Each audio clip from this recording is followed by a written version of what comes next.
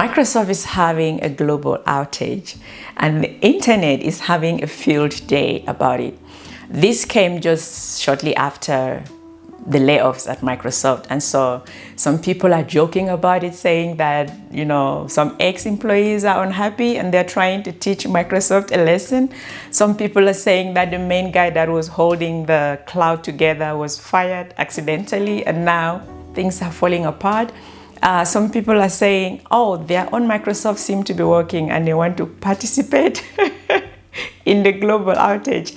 How can they do it? So it seems that there are some parts of the world where this is, you know, being affected more, and there are some other parts of the world where everything seems to be working all right. But I thought I would share my thoughts around this, and so yeah, let's go.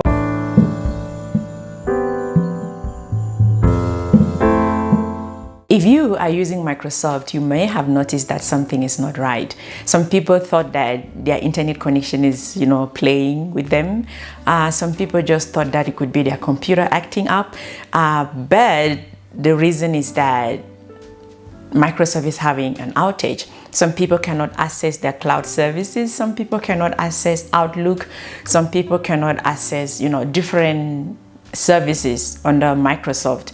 And so the internet is having a field day, especially on Twitter, with people reacting in funny ways and, you know, saying that this could be due to the layoffs that have been happening, you know, in the tech industry, or due to the layoffs that happen specifically at Microsoft. And so for those out there having Microsoft issues, maybe with their cloud applications or any of their services, the reason is that there is a global outage happening currently, and they're working on it. And so the big question on people's minds is, did Microsoft fire the wrong people? Okay, maybe the people that will actually take care of these type of things were fired during the layoffs.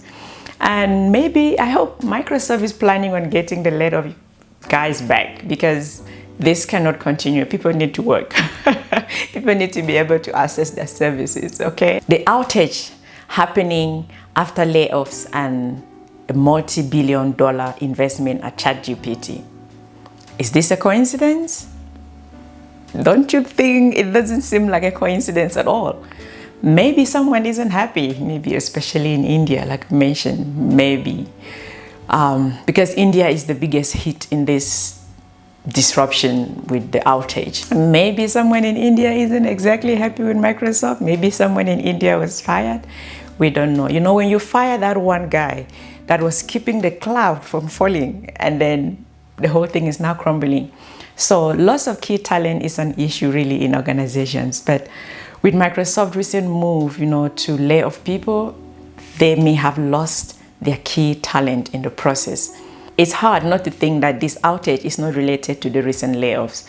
The main guy who was holding the cloud from crumbling might have been accidentally laid off.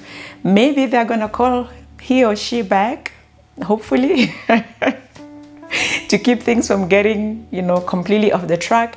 But it's quite hilarious that these are happening just after the layoffs and just after the investment with ChatGPT. Maybe someone is using ChatGPT to test what they can do at the back end of Microsoft. There are a lot of speculations right now, but we don't know which is which, right? And also, Microsoft outages are now becoming like load shedding in South Africa, because apparently this is not the first outage Microsoft is happening. I remember a while back, I couldn't access my cloud services. And I actually thought that it was just my internet acting up, but every other thing was opening up except that. But on a serious note though, cloud services are great until something like this happens. You know, as many people have already noticed that this is really affecting work and productivity, you know, and the frustrations and the inconvenience it brings for users and for organizations around the world that are depending on Microsoft, it's just too much. So I hope that this is sorted. This means that millions of people and companies, you know, are on some sort of a standstill right now. And I wonder, you know, at what cost?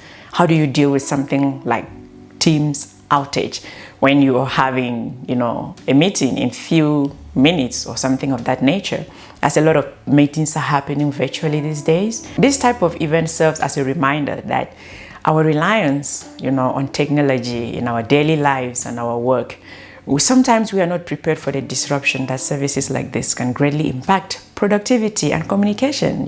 This also highlights the importance of having a solid disaster recovery plan in place to mitigate the effect of such outages, because there are literally companies now that cannot do anything other than wait for Microsoft to resolve their issues. So it's quite interesting that this is happening just after the layoffs that Microsoft recently had. And I do understand the sentiments on social media though, and I thought I would share my thoughts about it.